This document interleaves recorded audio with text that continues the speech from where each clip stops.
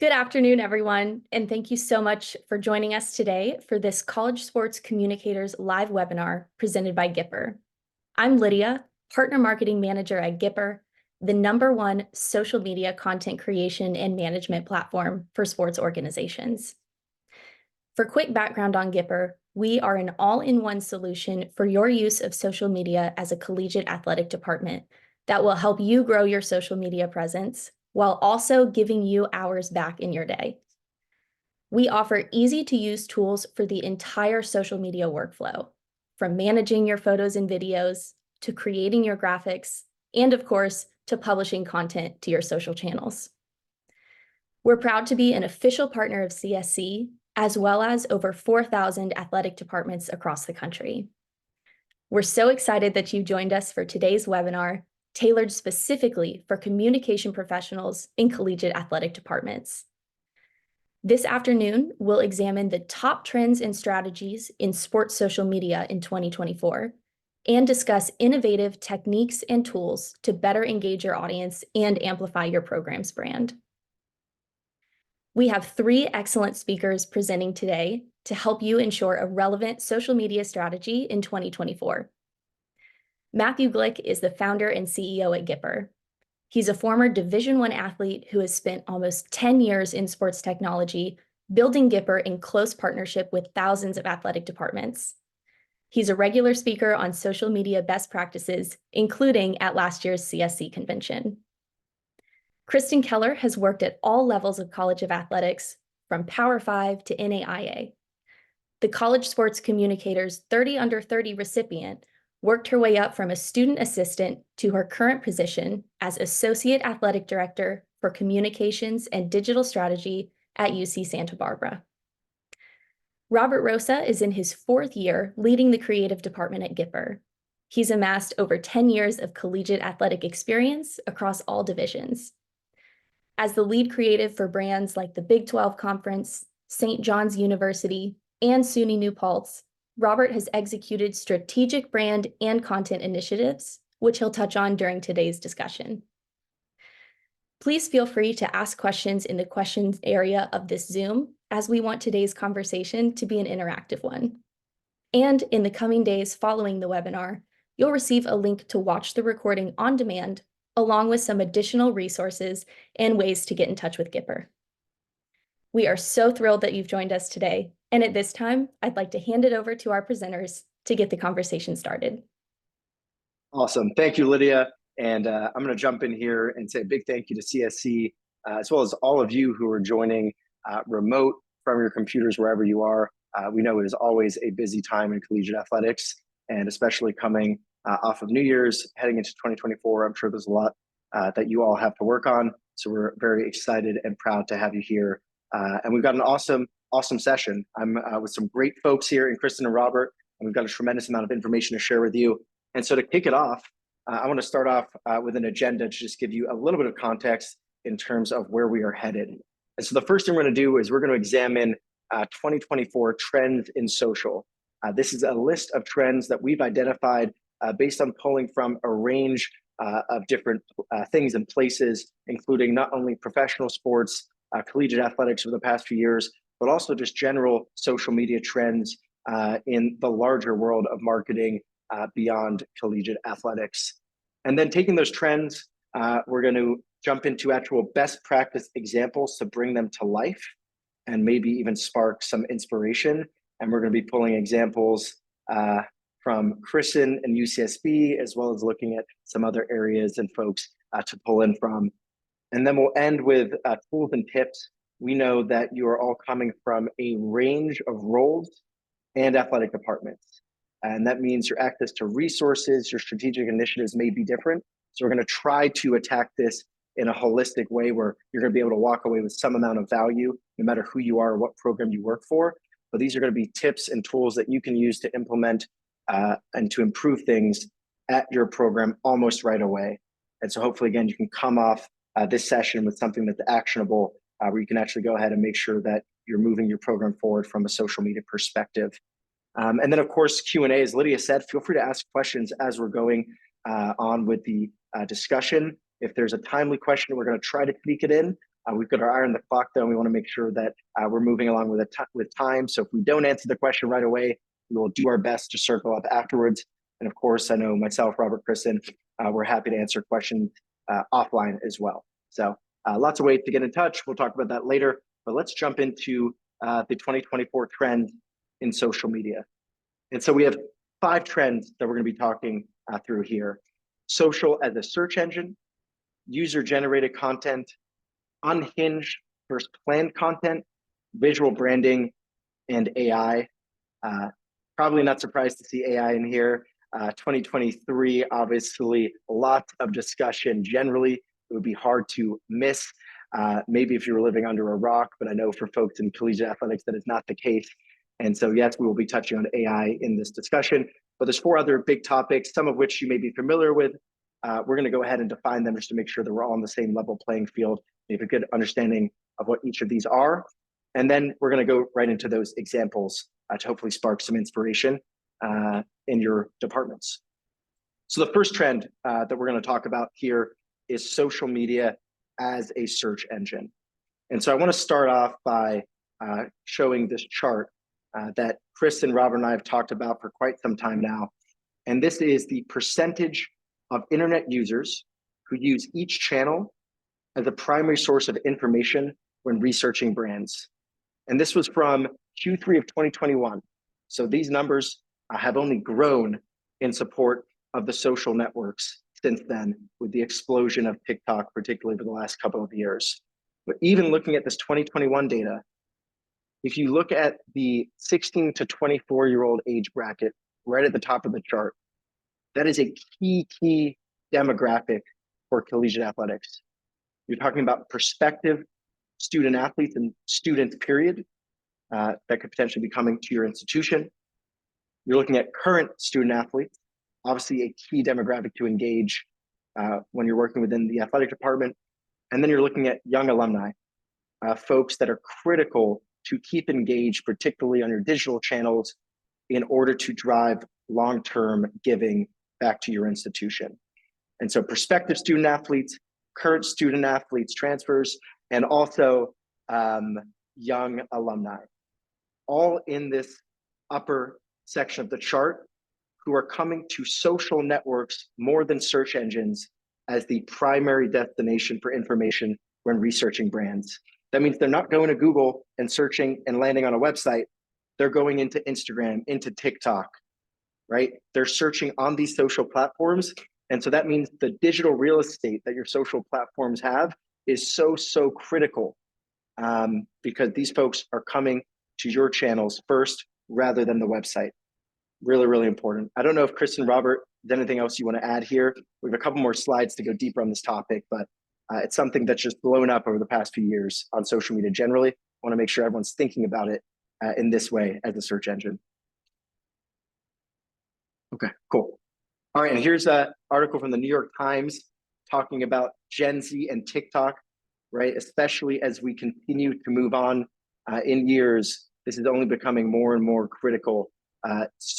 TikTok as a channel, the search engine, people going to get their information when they're looking to learn about a program, what it could offer from a recruit perspective, from just a general university perspective.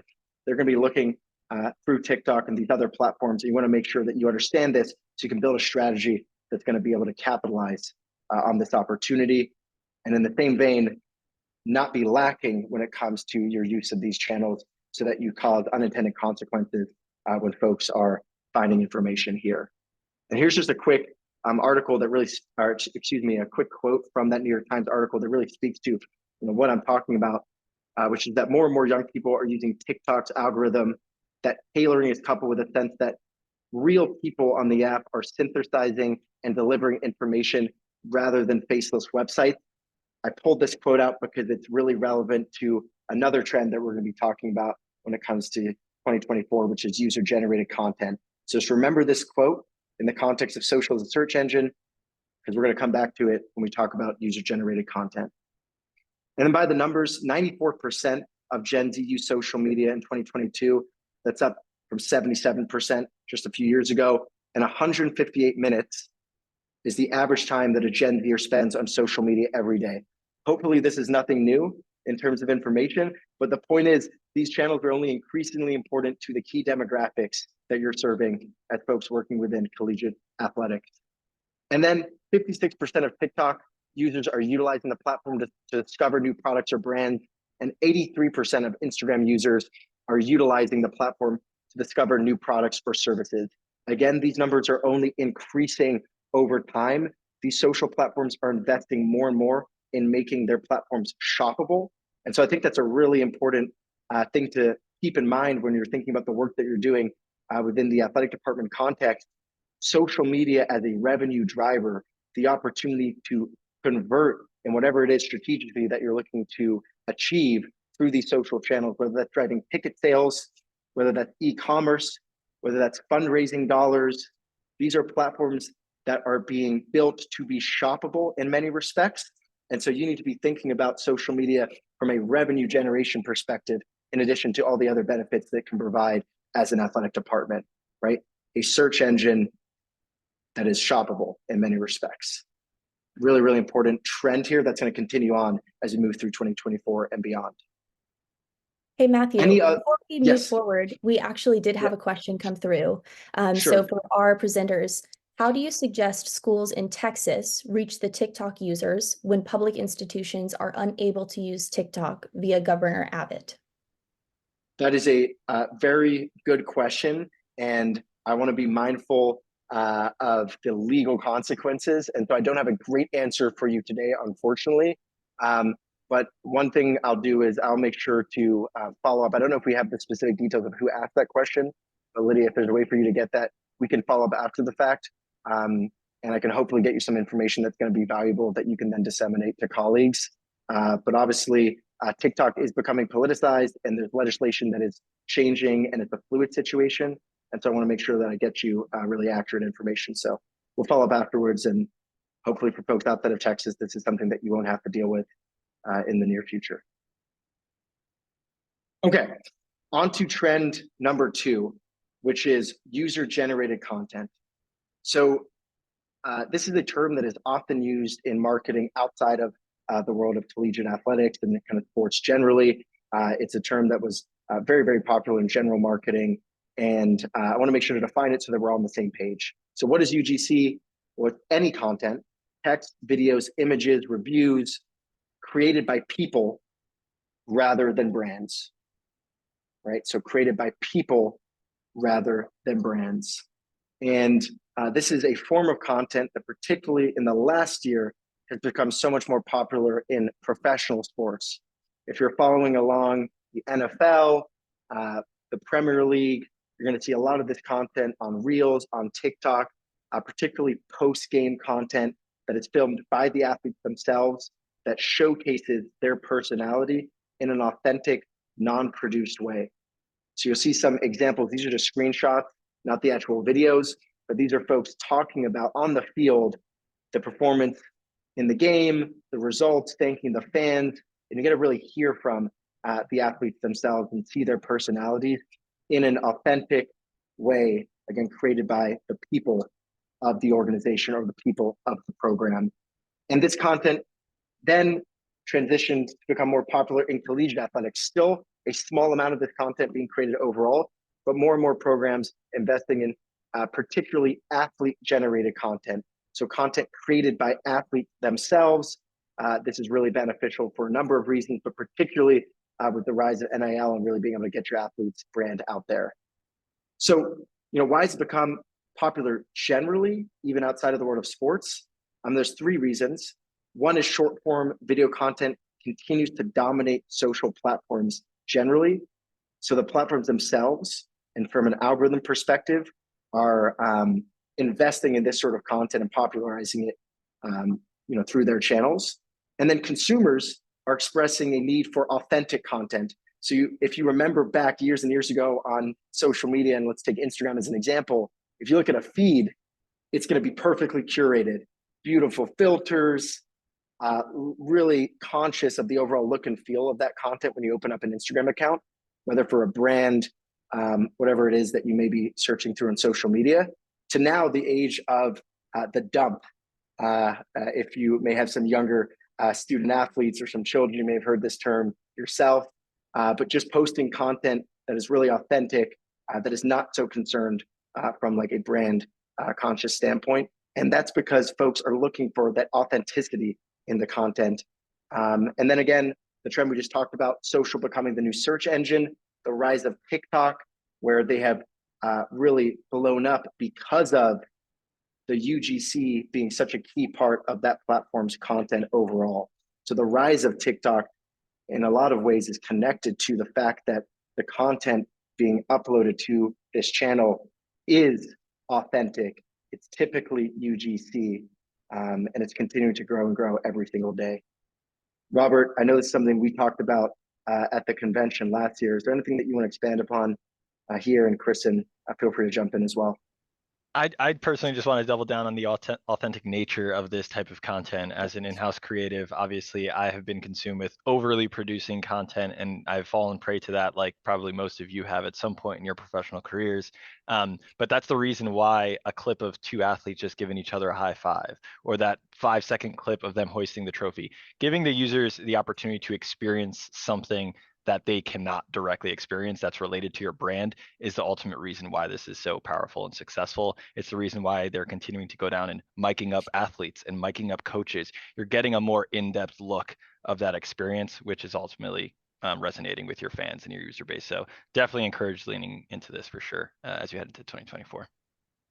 Yeah, and I'll just piggyback off of that too. Like, as you'll see later on, as Matt mentioned, there'll be examples showing up. One of the examples is from our women's volleyball Instagram page. Not only is this content for some of you who your smaller schools might not, I know when I worked at a smaller school, they didn't allow me to make a TikTok, but we did it on Instagram, and it's still just that successful. And the athletes in this day of NIL, as Matt mentioned as well, they just want to see themselves. They just want to see themselves represented. And whether it's on a road trip, you let one of them do a day in the life. That's what our example is, whether it's that, the mic'd ups, anything like that. Even just giving athletes the opportunity just to speak their minds. That's really what it is. And at the end of the day, as I always say, none of us would have jobs if it wasn't for these 18 to 22-year-olds. So why not give them the platform to utilize the team accounts in the same way?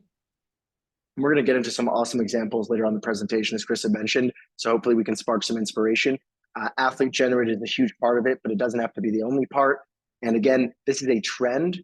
And the reason it's trending is because it performs so well on social. And so trust me, we are huge proponents of building a strong visual brand and investing in graphics and getting that type of content out on your channel to keep folks engaged and informed. But UGC literally outperforms on social. And so this is the type of content that's going to drive meaningful engagement for your department on social media, particularly through Reels and TikTok. So again, it's something that's going to work in many respects from an engagement standpoint on your channels. We'll get more into some examples, but I want to jump on to trend number 3, which is unhinged versus planned content. Lydia, I see a question jump in. If it's relevant, I can stop to answer. But in terms of unhinged versus planned content, this is something that, again, you may be less familiar with.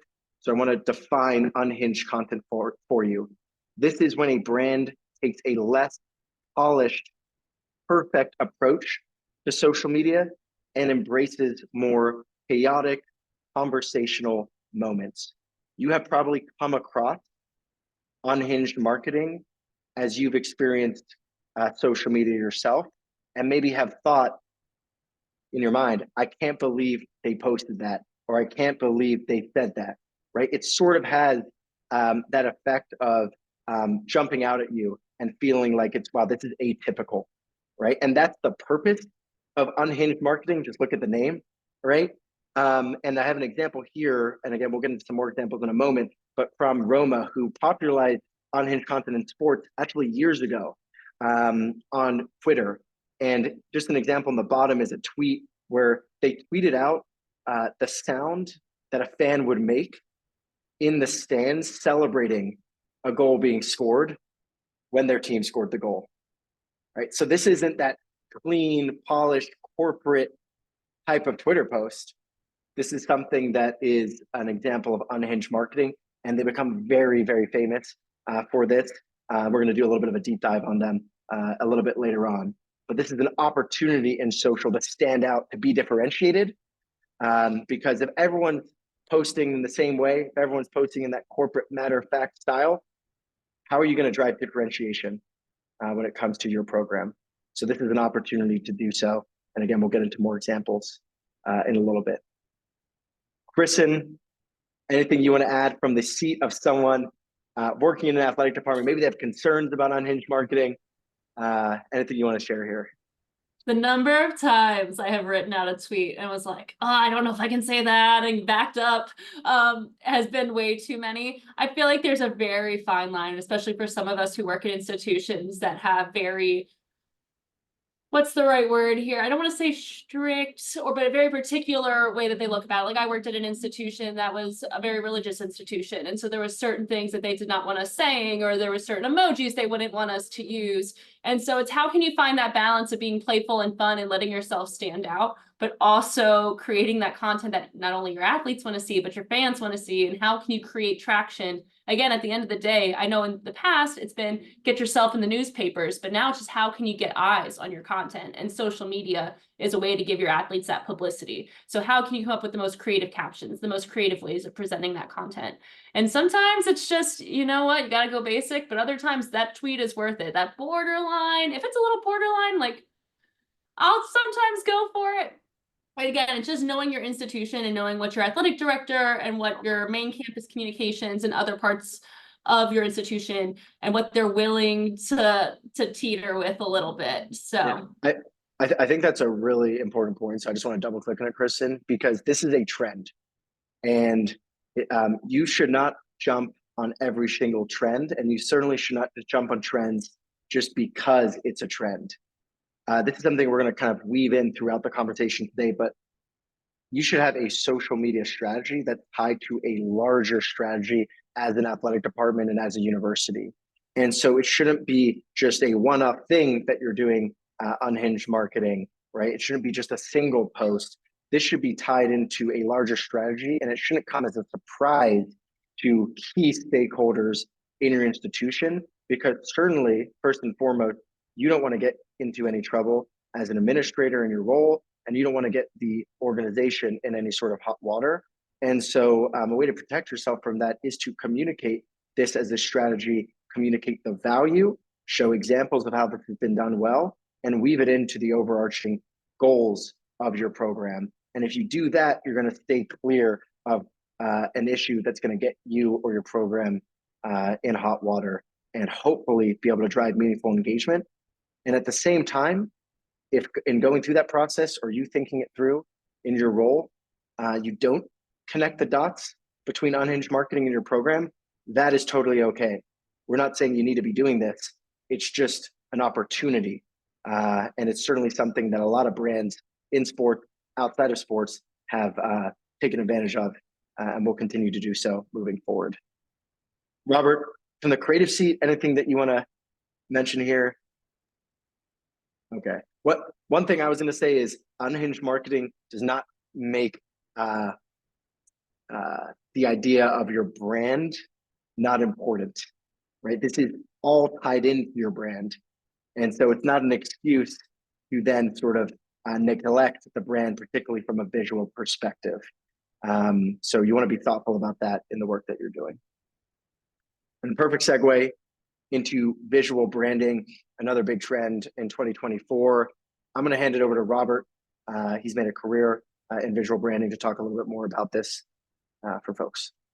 Awesome. Thanks, Matt. Yeah, I mean, the technical definition of visual branding is really the use of design or visual elements used to communicate a brand's values and personality.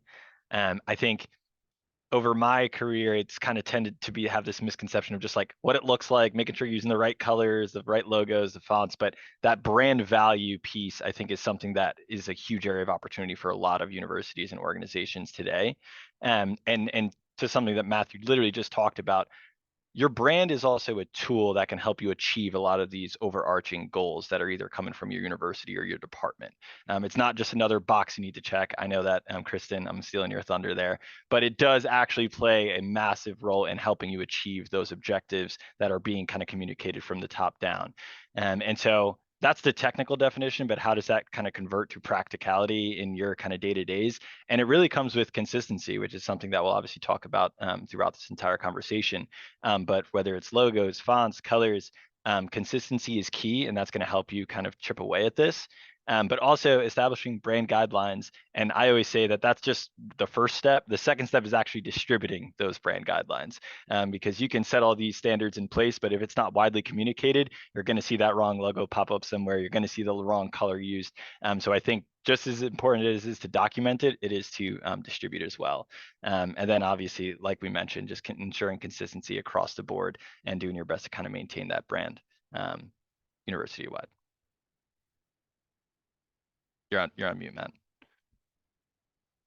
The one thing that I'll add, and then Kristen, please jump in with any additional information, but I want to just double click on department and individual program consistency.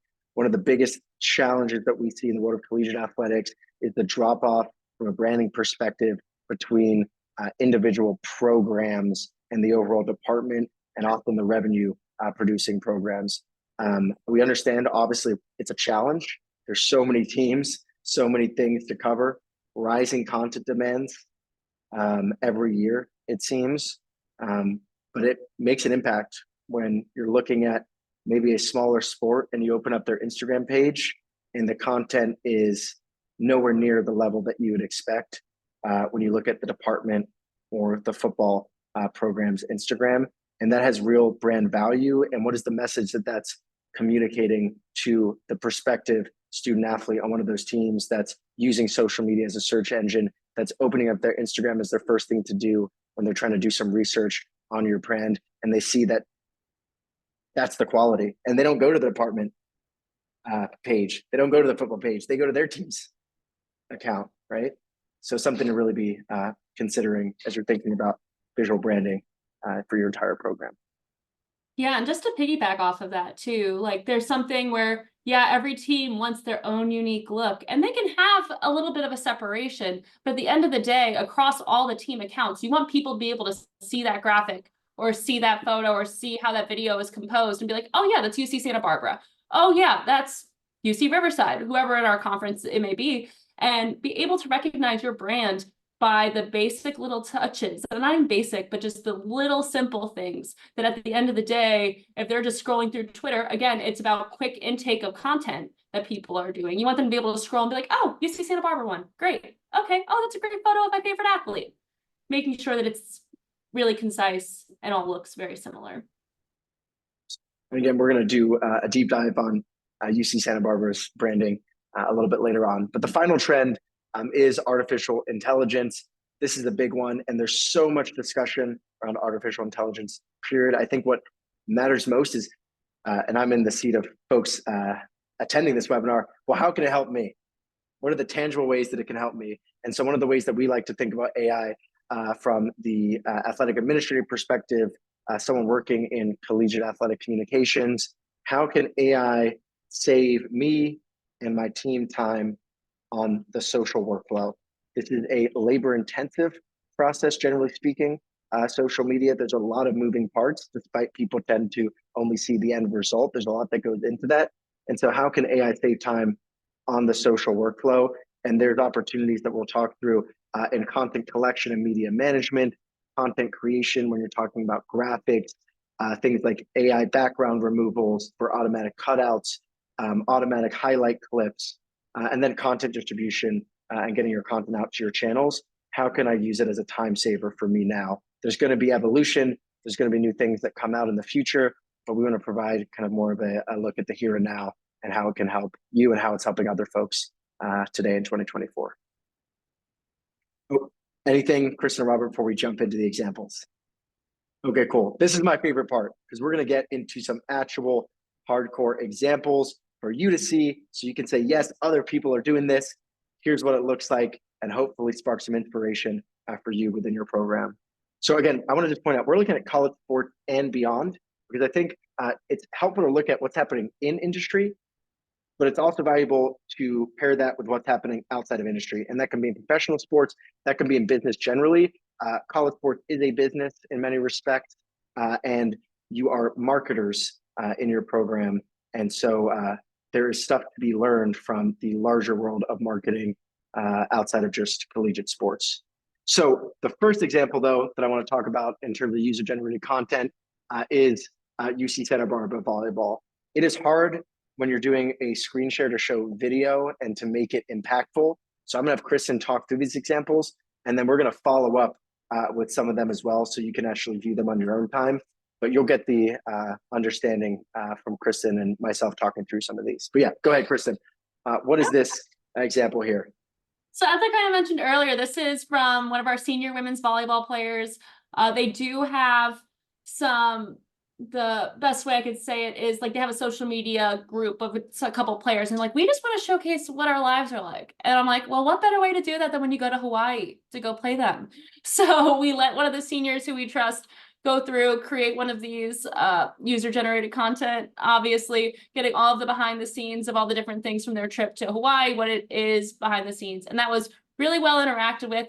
Ton of different people liking that content. They also shared this on their TikTok. So we don't share every single TikTok video that we do onto our main account, but sometimes we do if we think it's either representing a lot of our sports, whether it's something that really captured a lot of attention on TikTok and then brought it over to Instagram as well. But this was something that we could showcase to recruits like, hey, you come to UC Santa Barbara volleyball, you get to go to Hawaii once a year. Isn't that wonderful? Like, so being able to showcase the fun experiences that our athletes do and showing who they are and who they are as people. And hopefully you're able to see some of that in the screen share. I know there's no audio, so it takes a little bit out of it. But again, day in the life from the athlete perspective, super, super valuable. And I think going to Hawaii is pretty awesome opportunity for folks. Maybe I'll showcase that to your channels is a really great concept. Here's another example. Okay, I piggyback. Go ahead. Yeah, of course. Like, I know I'm at a D1, we're at a mid-major, we still do a lot of hands-on deck. So even for smaller departments, like that student athlete edited the whole thing and I just approved it after. So even if you are a one-person shop and you're like, do I have time to make this content? Literally, it's just finding the right student athlete, which you can coordinate with a coach to say, hey, who do you trust to create something like this? They made everything, and then I just posted. So that's where it could save you a ton of time and energy, but still get some really high quality content that people want to see. Sorry, Awesome. Go ahead. No, awesome. And for the sake of time, I'm going to fly through these examples because I want to make sure we can get through everything. But here's an example of different types of content from the University of Oregon, all centered around athlete-generated content on the field post-game, celebrating their wins during their football season. What is better than hearing from the voice of the athlete immediately after a game? Show the experience, show the personalities. Every team at every level can be creating this type of content through their athletes and disseminating it through their channels. Really, really valuable. Here's another example from professional sports team, game day promotion. So hearing voice of the athlete, promoting the upcoming game. Really awesome use case is leveraging higher profile student athletes and teams to promote maybe teams that are getting less attention. So, hey, you have a star football player. That's a great opportunity to leverage that voice to rally support around my sport, men's soccer, that maybe is getting less attendance. So you can do cross promotion through the voice of the athlete as well. Alumni engagement is another great example. Getting alumni to create content themselves. It could be congratulating athletes. It could be congratulating a coach on a milestone win, whatever it may be. Great opportunity outside of just athletes. Sponsored content as well. Again, we talked about revenue generation. You can think about sponsored opportunities with this content. Here's some examples from professional sports. And then athlete storytelling and brand building. LSU's done a tremendous job of this. But there's an opportunity to really showcase your athletes from an NIL perspective as well and participate in that brand building. And then behind the scenes, Kristen, you did this with UCSB, and Robert talked about it.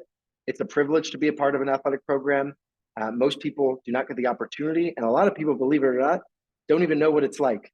And so being able to showcase behind the scenes, whether that's on a trip outside of the United States, in the locker room, on the practice fields, day in the life content, it's awesome opportunities.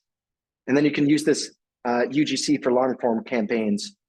Here's an example from the Miami Heat, congratulating Udonis Haslem on retirement, where they brought content together from all of his past teammates.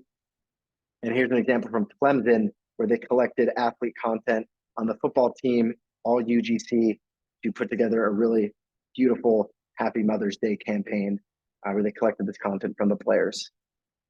Lots of different options, viable regardless of kind of your size of department. Okay, unhinged content. We're going to start with a spotlight outside of college sports. Duolingo in 2023 went viral with unhinged marketing. This was a huge part of their campaign strategy in 2023. For those that don't know, Duolingo is a language learning app and a website, but they've utilized unhinged marketing to drive a ton of awareness, and it's been a business game changer for them. And so you'll see just like an example over here on the left, there's a meme-like post to Twitter to promote their app. They're making a joke about the transition from Twitter to X in the context of Duolingo. They even did something much more produced where they made like a fake sort of reality TV show in partnership with Peacock that was all a joke for April Fool's Day. So if you go to their TikTok, you'll see all of their content is essentially unhinged, but really, really successful for them. And you'll notice here, their head of global strategy, we have a running rule that we have no rules. We have basically a set of guardrails in terms of the absolute no's for the brand. But outside of that, there's a lot of freedom and empowerment. So I want to just point that out. They've gone through a strategic process where they've talked about what they know for us as a brand, Duolingo, set those guardrails, and then that's allowed them to be creative in a way that's not going to get them in trouble. And so that's something that I think can be brought to a collegiate program.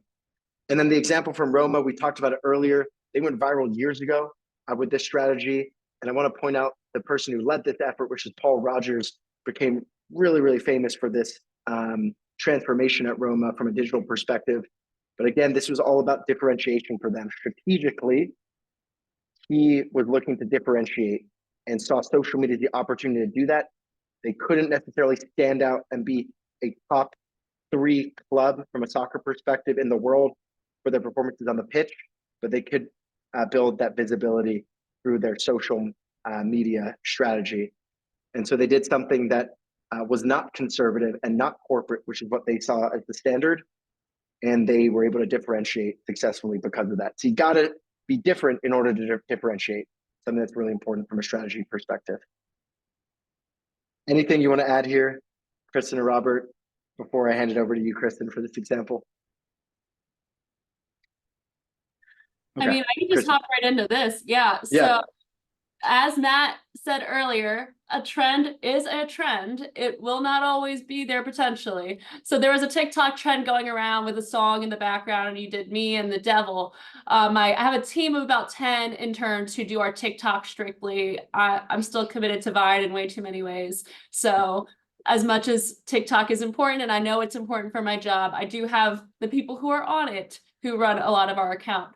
But one thing that they did was initially for our men's soccer, it's traditional that us and Cal Poly have a big rivalry. So if Cal Poly's on here, I held back this content, but nonetheless, so they wanted to do this with our rival. And I was like, at the end of the day, I still have to work with those other people. We still play them. There is still heatedness regardless of us calling them anything else. So let's find something else to go about. And so that's where we did tortillas. So it's something on our campus where it's been around since the 80s, people throwing tortillas onto fields. Our AD is trying to get back that out. So that's where we use this as a little bit of a promotional tool heading into our big rivalry game to try to be like, hey guys. And that was actually really well interacted with. A lot of people like, oh, how dare you attack the tortillas? And so it might have been unhinged to our student base, but we toned it down. So there's ways to find balance where you can produce some of this content, maybe not be the most outrageous in the world, but in ways that people in your department might think it's a little unhinged. That's where I was like, all right, what are we calling the devil here? All right, cool. Tortillas are fine. Let's stay away from rivals, you know? But yeah. And I think that's always the important check, right? You don't want to cross a line that you're not comfortable with. And so just be thoughtful, communicate to others, and you can create really powerful content. Okay. Branding. So we talk about visual branding, the importance of this. I want to just leave it up to Robert and Kristen just to talk a little bit about how you're thinking about visual branding from a UC Santa Barbara perspective. And if we could keep this somewhat brief, I want to be able to get through the rest of the slides in time. We're running a little bit low here. For sure. I mean, I'll just touch a little bit and then throw it to Robert, since him and his teams were the ones that designed this package for us. So we utilized Gipper. We had them create this brand package for us, and they did a phenomenal job. I didn't even know this is what I wanted until they showed it to me, just because I was like, oh, we're going to go blue and white. Like, every other UC school uses the gold so much. Like, let's try to be different. And then we were talking about how we want to be the gold standard in our conference, how we want to be the gold standard in everything that we do, not just on the field, but in the classroom, with being such a high-ranking public institution in the country.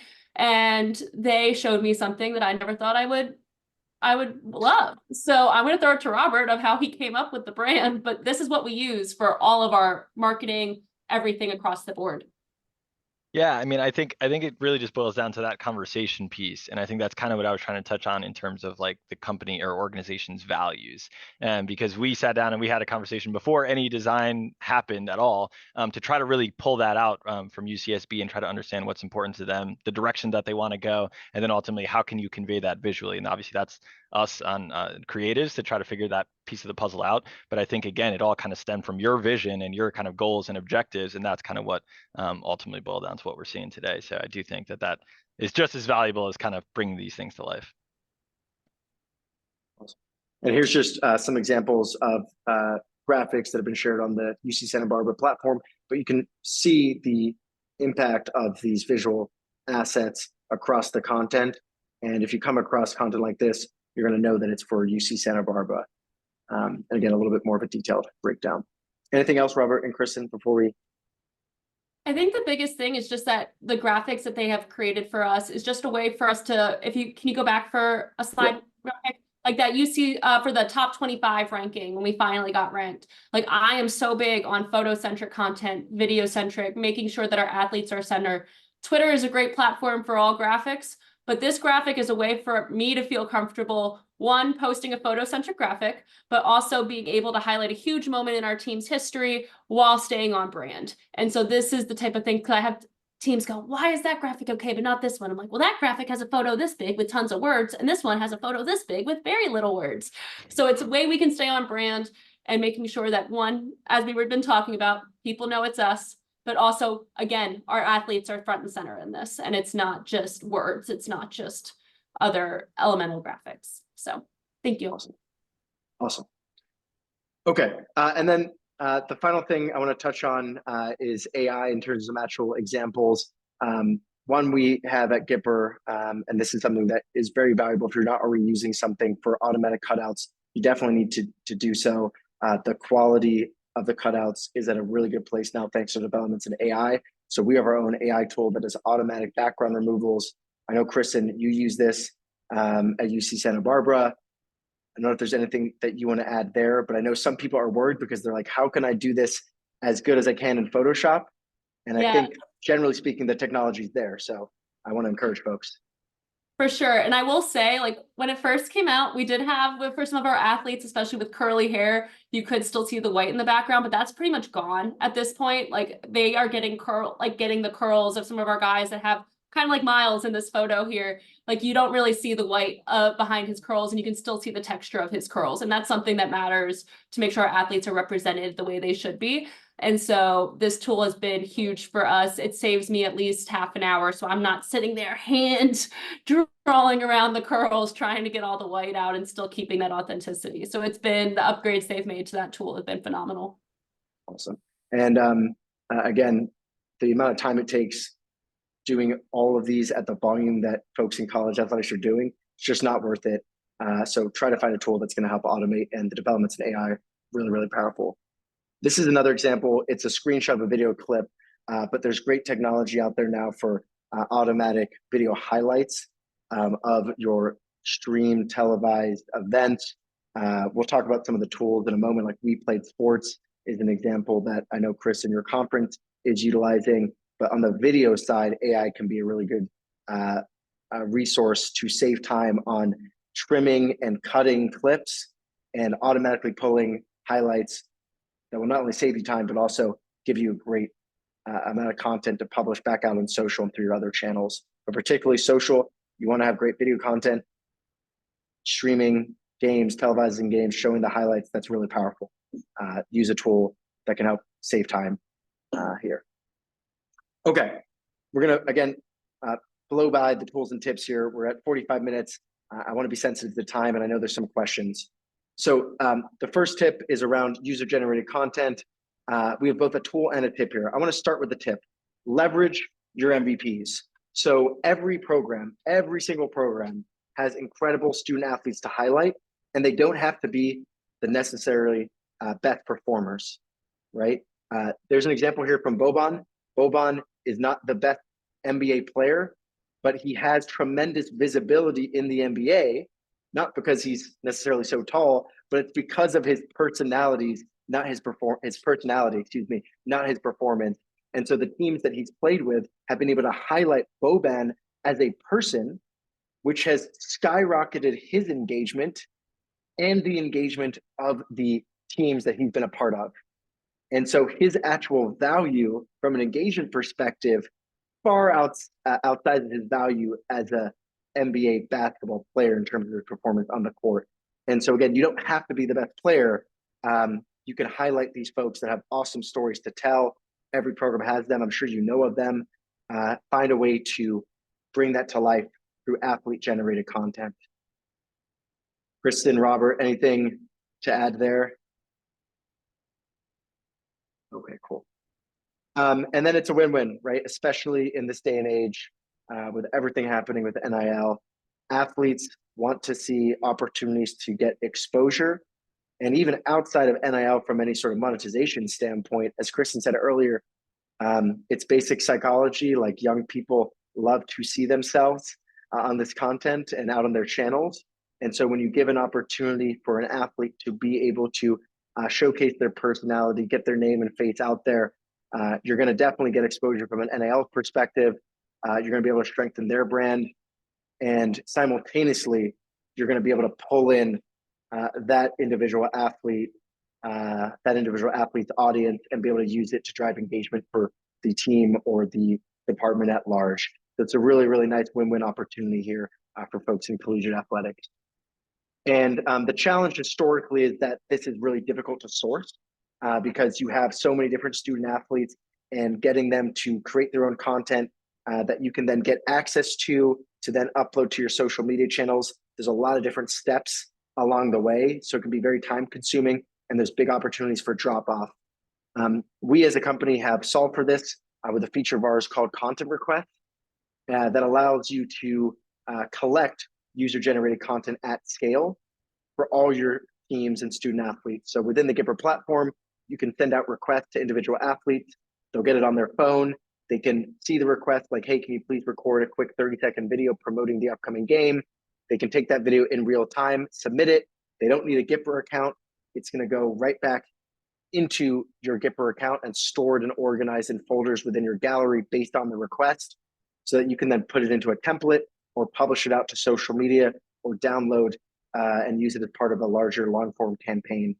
So we really allow this to be an easy process while also increasing the conversion, so you can actually get more content, whether it's athlete generated or from other folks on staff, alumni, whoever. So that's a tool that is available for you as a Gipper customer. And I want to jump now to unhinged content.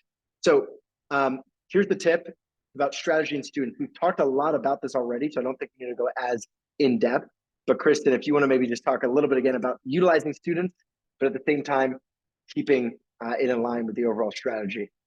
Yeah, I mean, obviously your athletes want to see this stuff. They will think that you're the funniest thing. They want to see that Wendy's type content. They want to see those fun things. But at the end of the day, you do need to be considerate of the powers that be, which is your chancellor, your AD, those things like that. So there's always, again, that fine line of, okay, what's too much? But you can still have fun with it, and still, you can get a little close. I know some institutions might not be able to do that. And like I said, I've worked at those where like I did anything out of line and I was like, get that down right now. And I'm like, you live and you learn, you know? But especially if you're at a school that gives you a little bit more freedom to teeter with that line a little bit and have some fun, that's the stuff your athletes are going to eat up, because they're going to be like, look what my school did. And it's going to be taken in really positive light, but making sure, again, not to cross the line of offending people that you have to work with every day. And then visual branding. So the tip here is you should always have an answer to why, right? Why are you doing something? Why are you posting something? It shouldn't just be because. And so that's something from a visual brand perspective, it should have an answer to the why. If you do that, you're going to be in a much better place from a brand perspective. And the guidelines that you hold, the sort of guardrails from a brand perspective, are going to have sound reasoning in them. They're going to be more impactful and more effective. So you shouldn't just be doing things for the sake of it. You should be thoughtful in the why of what the content looks like and how it's being shared through your channels. Robert, anything that you want to add to that?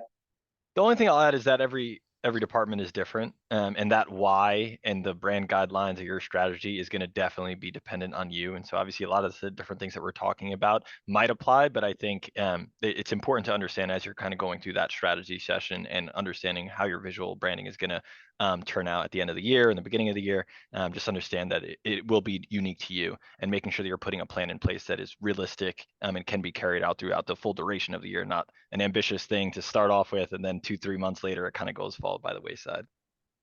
And I think to piggyback on that, Robert, and this segues into the tool, one of the big challenges that collegiate athletic departments face is just the lack of resources and the rising content demand. And so you may stay strong for a period of time, but when things kick up around a certain season, you may start to bend when it comes to your brand guidelines, the quality of your content.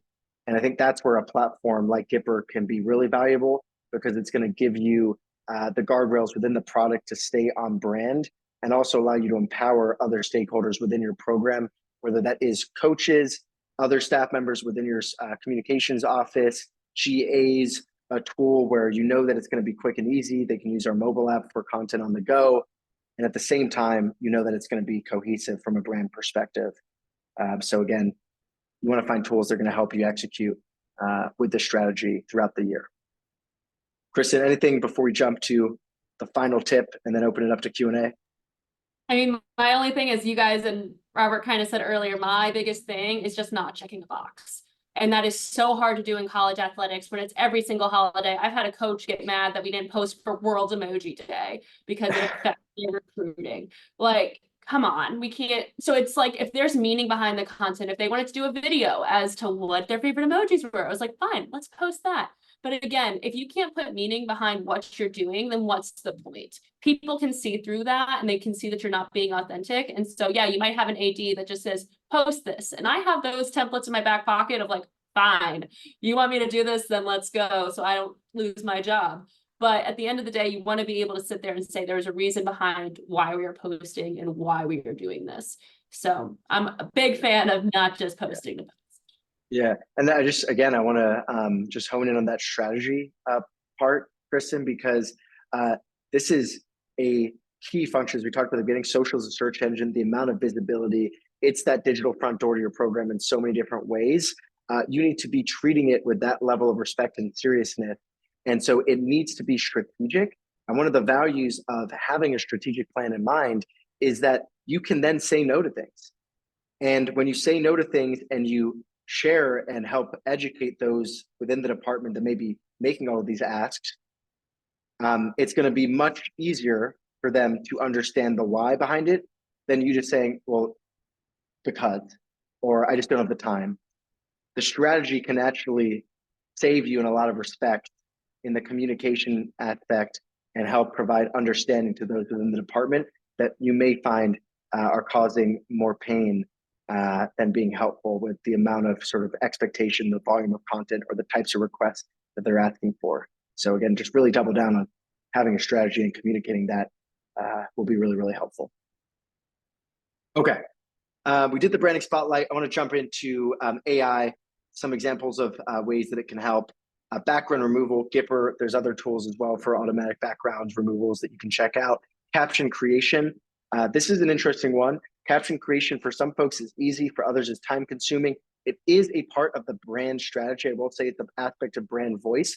And so you want to be mindful here, but ChatGPT can be a tool to help generate captions very quickly that may be helpful for you in reducing the amount of time spent typing up all these captions for all your different teams and all your different posts. Kristen, I know you've talked to some folks who've done this, maybe within your department. So anything to share here? Yeah, I mean, I had our marketing person, he wanted me to post something and I'm like, I don't have time to come up with this. If you send me everything, we'll roll with it. He was like, yeah, I ChatGPT'd it. I edited it a little bit. And I was like, honestly, this works. Like, I'm not going to complain. It's something that we were going to archive in a couple of days anyway. It was a promo thing, but it was like, all right, if it's something that you know isn't going to be long living content for you, find the easiest solutions around it, because we all know our time is valuable. And if you can save 20 minutes, not having to sit there like, oh my God, how am I going to say the same thing 5 times? There are tools for that. And then on the Kristen- video highlights. Oh, go Oh, ahead. we just had Yeah. a question come in directly related to what you just mentioned, Kristen. What's a good strategy for choosing what content should be long-term and what should be short-term, especially for social media videos like Reels and TikToks? Yeah, I mean, something that I consider short-term content is holidays. Again, you don't need to me, you don't need to make a feed post for every single holiday.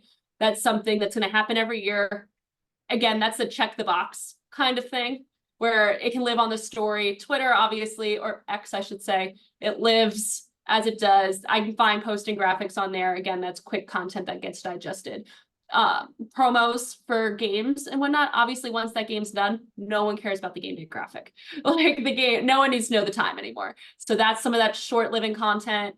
But the things that last longer, again, are those videos, are the photos of the big moments where you won that game in double overtime. Things like that are the ones that you want to highlight on your feed and that live a little bit longer in the grand scheme of your team's social media strategy.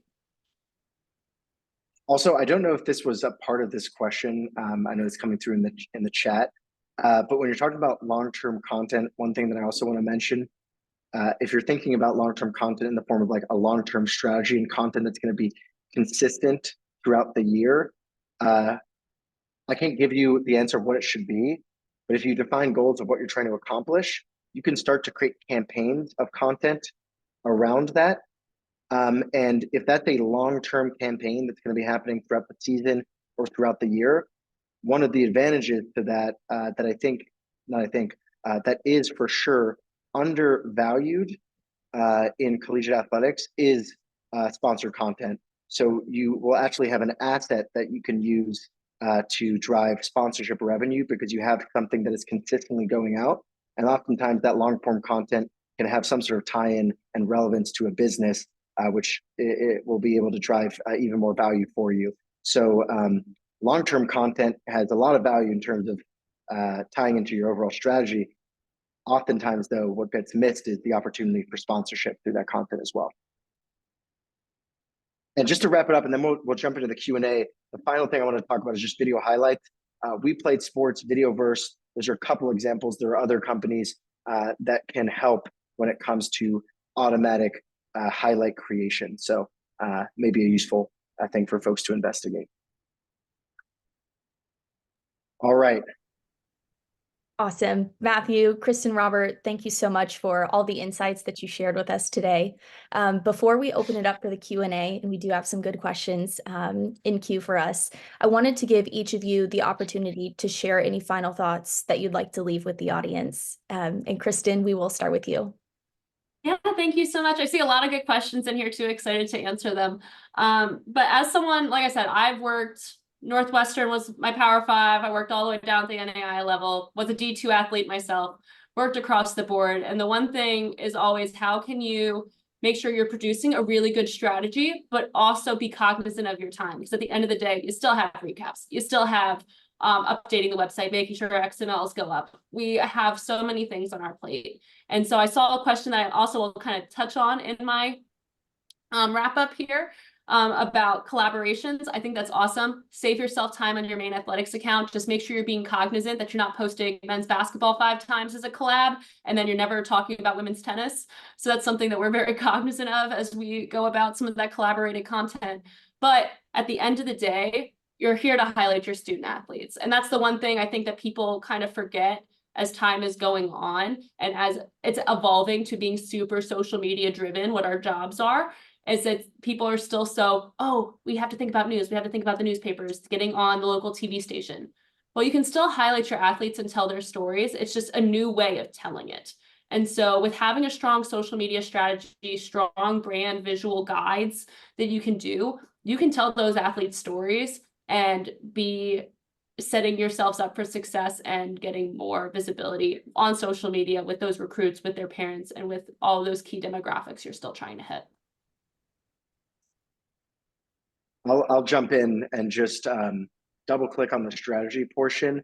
I know we've said it so much throughout, but being thoughtful in how you're utilizing social media, I think, is just so necessary. And while strategy may be a scary word at times, and it may sound like a lot of work, setting up that foundation, especially as we move out of 2020 or into the next athletic year, you have an opportunity to set yourself up for success, to provide guardrails around what you will, and importantly, what you won't do, and answers as to why you're doing those things and not doing others. That's going to be really impactful from an education perspective. It's going to be really impactful from the volume of work that you're committing yourself to or your teams to. And it's going to be impactful in terms of driving outcomes, because it's really hard to drive any sort of meaningful outcomes on social media unless you are focused on what you are trying to accomplish and why the things that you're sharing are going to impact those efforts. So again, I would just really harp on create the strategy, take the time to be thoughtful, and it's going to be extremely impactful in a positive way for you in your role. And the only thing that I will add onto both of those great thoughts is to really, obviously, as we talked about building a strategy that's right for you, like start small. Everybody's different, and everybody's in a different brand journey. And I think you need to understand and identify what's going to be important and most impactful, not only for your brand, but for your university or your organization, and then set goals that align with that. And we're not saying that means all of a sudden you need to dive headfirst into UGC and background rule, all these different things that we kind of just talked about. Figure out what works for you and what is actually feasible by you and your team. And then also just like chip away at it a little over time. Maybe get UGC down this year, and then next year build on top of that, and then build on top of that. I think it's very important to just set realistic expectations. And then the last thing that I will say is kind of more of a challenge to you all is open up those lines of communications within your campus. I think it's very easy as an athletic admin to just like set these goals and objectives within your department, but it's super important to ensure alignment across what we used to say across campus, and not have this kind of like push-pull relationship, and more kind of both be on the same page moving toward a common goal. Awesome. Thank you all so much for sharing. At this time, would like to open it up for our Q&A, and would like to start with some of the questions that we have in our chat. So the first question is relating back to UGC. So one of our audience members said, you know, they traditionally have a cooling off period so that something off-brand isn't said in the heat of the moment. They had a situation where a student athlete speaks their mind right after a game that has had negative consequences. So as a communications professional, how do you balance that with wanting to get content out? I mean, if you guys don't mind, I'll take that one, just because it's something I do on a regular basis here. So if we win, I am down to just right away go in and have those athletes do those interviews or do that fun content. I also have specific athletes I will go to that I know I have either done media training with, that I know how to keep themselves composed, and that I know will filter themselves. There are certain athletes that I love them to death, but I will not go to them right after a game because I don't know what's going to come out of their mouth.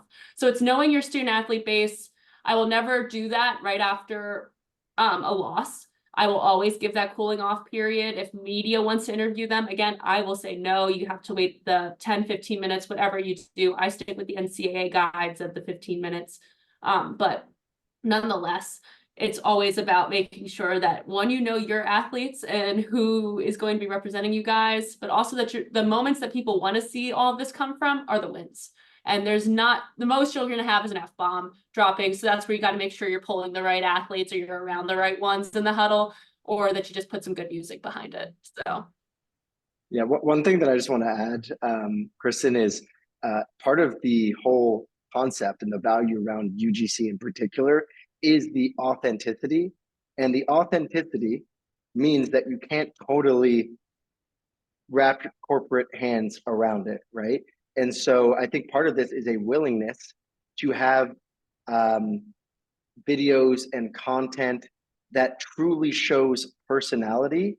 And I'm not saying include content that is inappropriate by any means, but a ton of emotion after a win where someone is really letting go and showcasing that emotion in a positive way. It may not necessarily align with a sort of corporate image of social media for your program, but that's the content that people want. That's the content that drives engagement. And so I would just encourage to have a little bit of a sort of leap of faith to say, hey, we're going to let that type of content go. And we're not going to touch it up. We're not going to try to sanitize it in any way. And I think you'll see really powerful results. And another thing is just be mindful of going live versus obviously content that you can adjust after the fact or not share. For example, with content requests, all of that content gets collected into Gipper, where you then have the decision onto whether you should publish it or not. With live content, you don't get that opportunity, obviously. But there's definitely been mishaps there that we've seen or heard about from folks at all levels when it comes to live content. Awesome. Related to that student athlete content, Kristen, this is a great question for you. How do you do student athlete takeovers? Is that something where you have them sign into your accounts? Do you send them info, that they post themselves? How do you handle that kind of content? I've actually done it depending on the school in various different ways. So again, some of my more conservative institutions are super religious.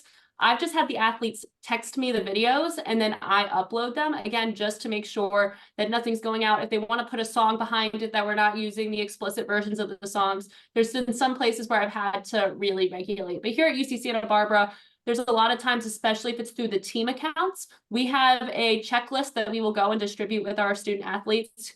And I will also meet with those student athletes before they get on, and we just let them go.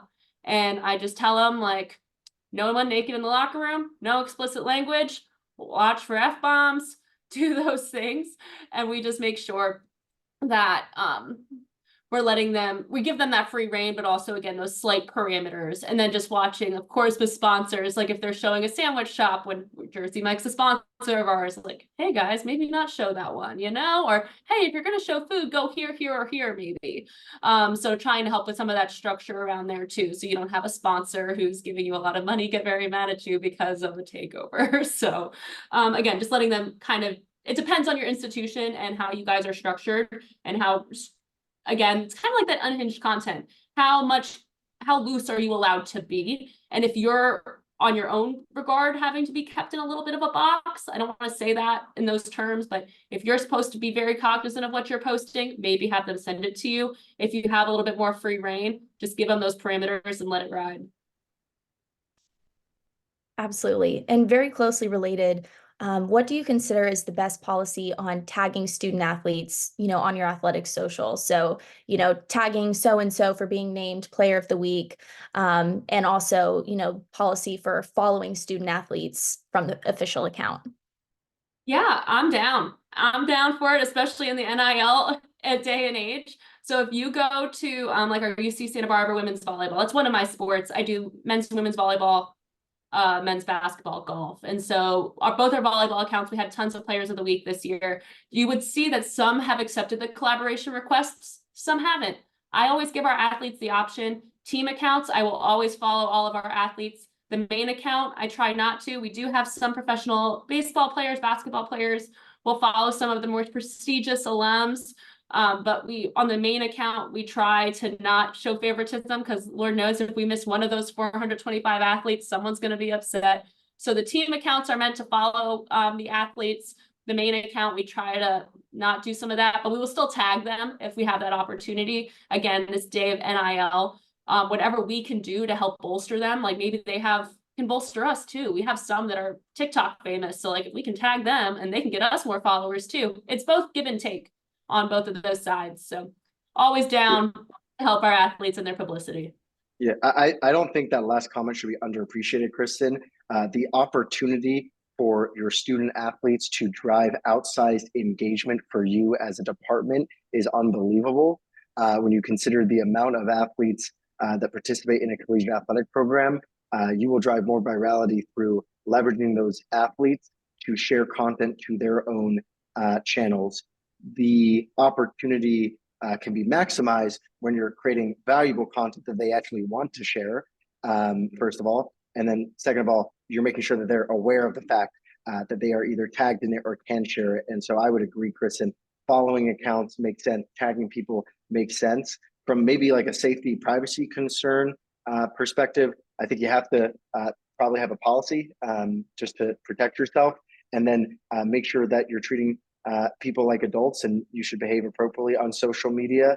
And then the final thing is that these student athletes, from a follower perspective, it's opt-in. If their profile is public, they've accepted that they're opting in to people following them, and if they're private, they have to accept the request. So I think you're in a very protected and safe space there, and there's nothing crossing the line in terms of a kind of university student relationship perspective. Right. Absolutely. And I know we've talked a lot about kind of establishing that policy. So we have two questions that tie into that. Speaking of policy and kind of general thoughts about how you should approach these things, but what is your holiday policy?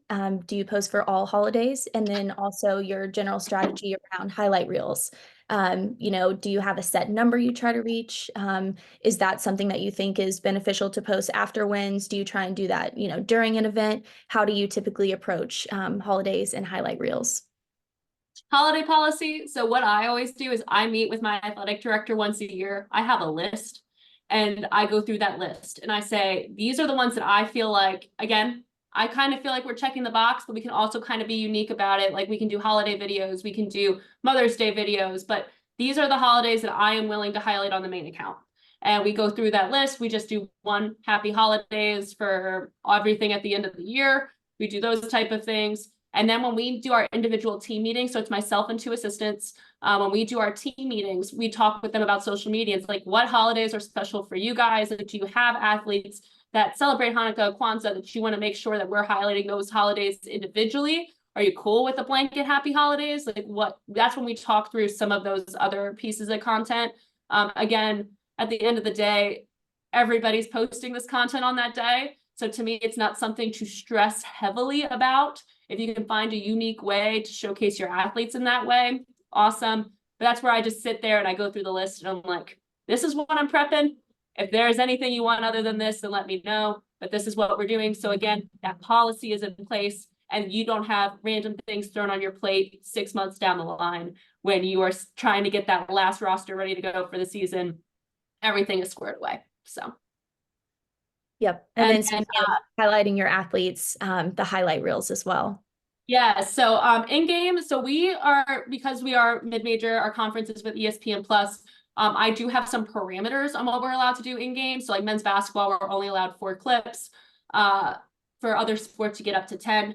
So we do it. Honestly, like I just find our athletes, like they might not be the star of the team, but the ones that like, if he gets that 1-3, I know we're going to get 10 likes on Twitter because he will share it. His family's on there. There's a girl on our volleyball team. Her grandmother loved all of our content. So I made sure she got love every game. There's things like that where you kind of just got to know what's worth your while. I feel like a lot of high in-game clips, unless they're like phenomenal, like dunk on the guy, ball bounces off the defender's head type thing, isn't gonna stick anymore. It's just like people are not going to X for that content. Not that they aren't. I don't want to sit here and you guys quote me to tell your ADs you're not going to do it, but it isn't. If you don't have the manpower, I don't think you're missing out on doing in-game highlights.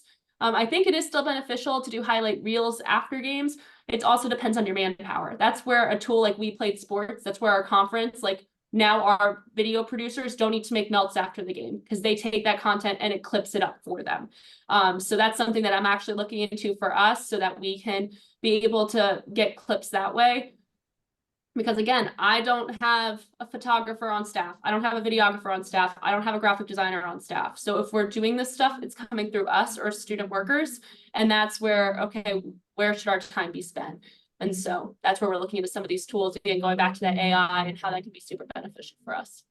Right. And one thing you just mentioned was, going to X for a specific type of content. How do you differentiate content for your different channels?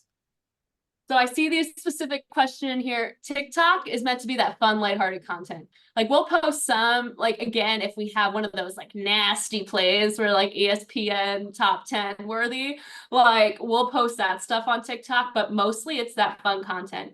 again, for all of you that are smaller departments who might not have all the hands on deck, we do, I have a team of 10 interns who, again, live on TikTok. They know the trends. They know what's happening. I let them do it. They send me the videos. I'm like, perfect, sounds good. And then they post it. That is just, it's a way that we can still be in a space that we need to be in, but not get over consumed with the time commitment. Instagram is a mix of all of that. I feel like it's meant to be in-game. It's meant to, or not in-game. It's meant to be clips. It's meant to be more of the serious content, the fun content. That's like kind of your catch-all platform. And then X is kind of like just the quick news hitting stuff at this point is what we use it for. We put releases up there. It's game day, that type of stuff. Sorry, I'm talking a lot. Awesome. That's super helpful. And you also just mentioned, having students being able to be part of that content creation. So for you and for Matthew and Robert, what are some ways to, streamline social content distribution, particularly creating and scheduling posts on social? Yeah, well, I definitely have an answer in terms of utilizing some sort of scheduler tool. You want to be able to get out ahead in terms of the content they're getting out on your channels.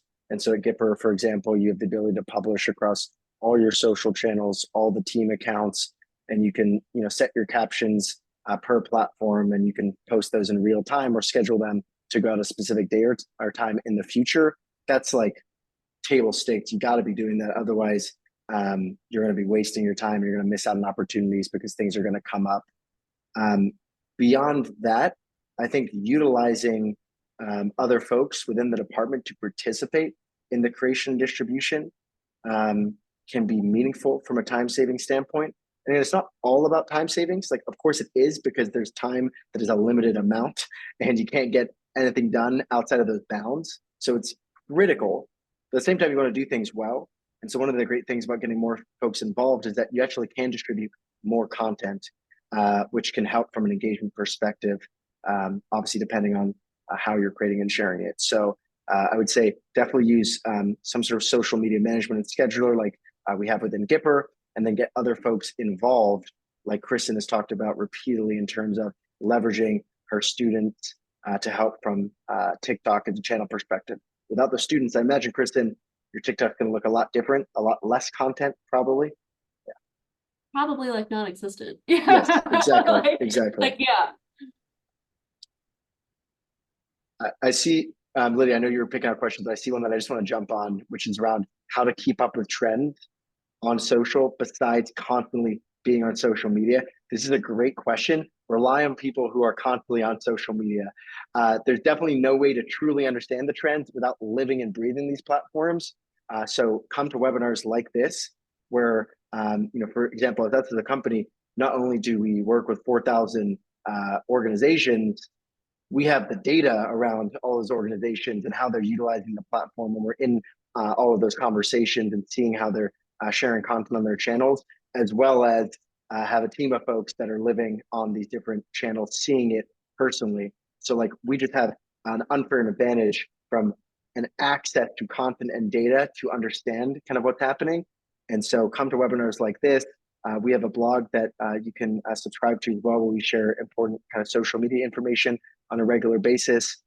We did a big report on social media in 23, and there's other folks I'm sure that you can find who may have valuable information, but don't lose your mind living, breathing it 24/7. Cheat a little bit and get the information from other people who are doing it. I was about to say, I go to, our campus has a social media manager for the entire campus. And so I meet with that group once a month, and that's where I sit there and I say to her, what are the trends? What do I need to know? And then she's the one that gives me the lowdown, and I know what we should be hitting in that month too. So let the person on your campus who that's their one job, while you have your 10 or whatever you might have, let that person whose one job is social media on your campus to be able to give you that insight if your campus has one.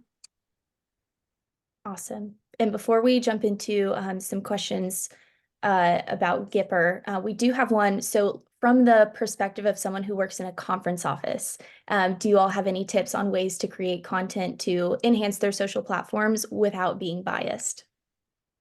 I could jump in. Yeah, Robert, you go ahead for sure, and then I have a big one.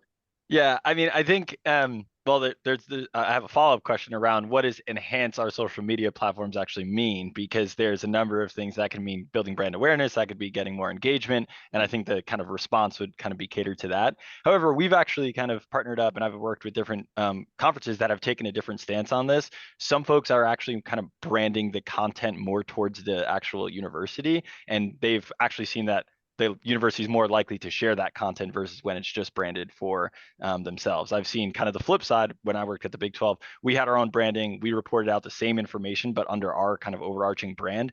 Didn't necessarily result in the same type or level of engagement, but it was a way for us to appear more unbiased and kind of just have that kind of neutral tone on our social channels.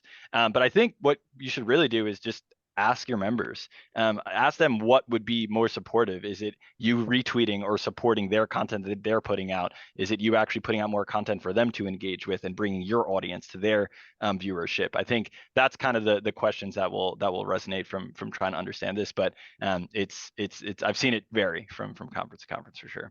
Yeah, one thing I just want to add to that is look at also outside of just like visual perspective and visual branding. Look at all the opportunity outside of the performances on the field, the court, the gym. Focus on highlighting the people of these member programs, current student athletes, alumni student athletes, coaches, staff, fans. And if you're kind of going around in a round robin sense, finding stories that you can highlight or voices that you can amplify through user-generated content, other forms of content creation. There's nothing biased about that. And it's going to be even more meaningful from an engagement perspective to be able to pull people into the conference and better understand the member schools when you have meaningful stories and personalities to highlight. So I would actually focus content strategy or a portion of it, siphon it off away from performance and more about storytelling and highlighting personality. That could be things like pregame rituals, actual stories from student athletes, particularly international student athletes can get a day in the life when they go home, when they're not at their university or within their program. All of these sort of forms of content that are outside of performance. Awesome. And then the very last question, came through when we were talking about content requests. So could you touch a little bit more on that? Maybe some of the ways, Gipper can streamline that process and how to get access to that. Yeah, absolutely. So in terms of content requests, that is a part of our Premier plan.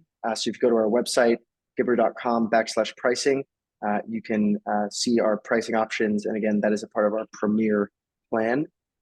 In terms of the actual platform and the functionality, you can access content requests.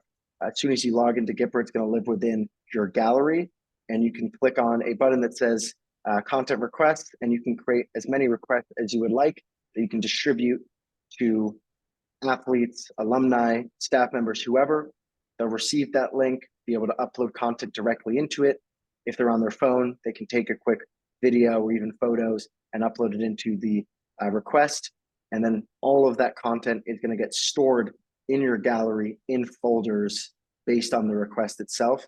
So it's easily accessible for your use within templates, publishing directly to social, or downloading and using as part of a longer form campaign. So as long as you have the Premier plan, you'll have the ability to take advantage of content requests. And as someone who's used that, like we've done it to record like senior day videos, we've done it to do Mother's Day videos, we sent the links to the athletes. It was super easy for them to use, and it just houses it all right there underneath your plan, like underneath whatever campaign you're doing as well. It keeps it super organized, and it's a great tool as someone who's used it multiple times. Awesome. Well, that wraps up our Q&A for today. So that will conclude today's presentation. If you all have any additional questions or would like to get in touch with us, please don't hesitate to reach out. In the coming days, you'll also receive a follow-up email with a link to the recording of today's webinar, as well as some additional resources and ways to get in touch with us. So as we close, I just want to extend a heartfelt thank you to CSC for hosting today's webinar, to our 3 speakers for sharing their expertise with us, and to you all for spending your time with us today. Don't forget to visit the CSC website and social channels for the many upcoming live webinars later this month and in February. So thank you all again, and we look forward to continuing the conversation.